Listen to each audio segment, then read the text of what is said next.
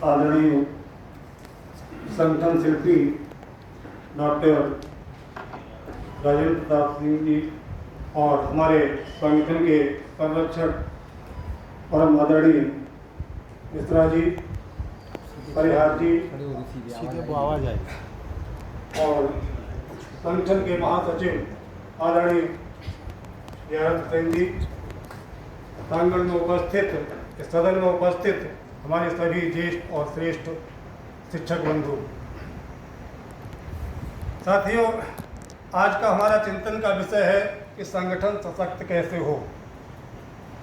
तो संगठन सशक्त कैसे हो, इसके लिए मेरा अपना व्यक्तिगत विचार है कि संगठन सशक्त तभी होगा जब हमारा कार्यकर्ता सशक्त होगा। हालांकि हम संपर्क में जाते हैं, संपर्क में गए किसी विद्यालय में संपर्क करने के लिए और हमने अपना पक्ष सामने वाले के सामने सही से प्रस्तुत नहीं कर पाया, अपना पक्ष हम सही से नहीं रख पाए, तो वो हमारे साथ क्यों जुड़ेगा। अब तो फिर वही हाल हो जाएगा कि सज्जन थे, उनकी भैंस बीमार थी, डॉक्टर के पास गए, बोले डॉक्टर साहब हमारी भैंस बीमार है, चारा वारा नहीं खा रही है, मुंह भी नहीं खोल रही है, क्या किया जाए, तो दवा दीजिए। तो डॉक्टर साहब ने 2-3 गोलियां दे दी और कहा जाओ इन्हें खिला देना। बोला वो खाएगी कैसे, वो तो मुंह नहीं चलाती है। तो बोले किसी भी तरीके से मुंह उसका खोल के इन गोलियों को पीस के और मुंह मार देना, तो उसके अंदर मुंह के अंदर दवा चली जाएगी। तो उन सज्जन ने यही किया, गोलियों को पीसा, मुंह खोला भैंस का, और जैसे उसके सामने फूंक लगाने को किया तब तक भैंस को खांसी आ गई और उसकी खांसी की क्षमता, उसकी फूंक की क्षमता, उसकी हवा की क्षमता हमारी क्षमता से ज्यादा थी। तो वो दवा उसके मुंह में ले जाके उसके मुंह में चली गई, भैंस के मुंह में ले जाके उन सज्जन के मुंह में चली गई। तो कहने का मतलब, जब हम अपना पक्ष प्रस्तुत नहीं कर पाएंगे तो वो व्यक्ति हमारे साथ नहीं जुड़ेगा और हम उल्टे डिमोरलाइज होके बैठ जाएंगे। उसके लिए हमें अपने संगठन के बारे में पूर्ण जानकारी होनी चाहिए। संगठन का उद्देश्य क्या है, इस सब की जानकारी होनी चाहिए।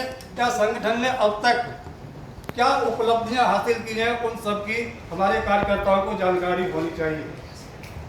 दूसरे, संगठन का कार्य हमें इस भाव से करना है कि संगठन कुछ नहीं करेगा, संगठन कुछ नहीं करेगा, जो कुछ करेंगे वो हम करेंगे, यानी हम सब कुछ करेंगे, संगठन कुछ नहीं करेगा।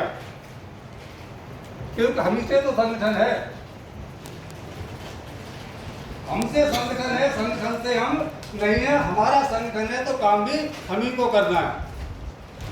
दूसरा भाव हमारे यहाँ अंतर ये रहता है, हमारे यहाँ एक शब्द प्रचलित है अधिकारी, और अधिकारी का सरकारी अर्थ तो ये है कि जो अधिकार रूपी आदि से अपने कर्मचारी का शोषण करता है उसे अधिकारी कहते हैं। लेकिन हमारे संगठन में अधिकारी का अर्थ है कि जो अधिक कार्य करता है उसे अधिकारी कहते हैं।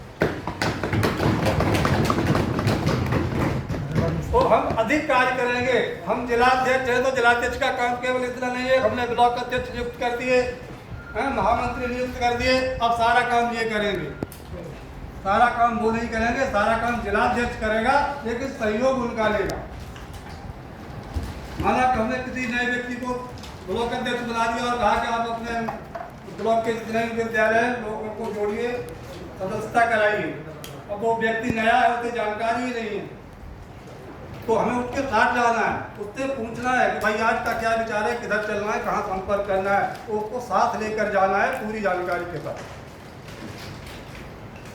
तो साथियों, संगठन का काम ऐसे ही होगा। संगठन कमजोर नहीं है, संगठन कमजोर नहीं है, बल्कि हकीकत ये है कि हमने अभी जोर ही कम लगाया है। तो पूरा जोर लगा के हम संगठन के लिए काम करेंगे तो निश्चित रूप से कार्य आगे बढ़ेगा और हम इस भाव से ही काम करेंगे। संगठन कुछ नहीं करेगा, हम संगठन के लिए सब कुछ करेंगे।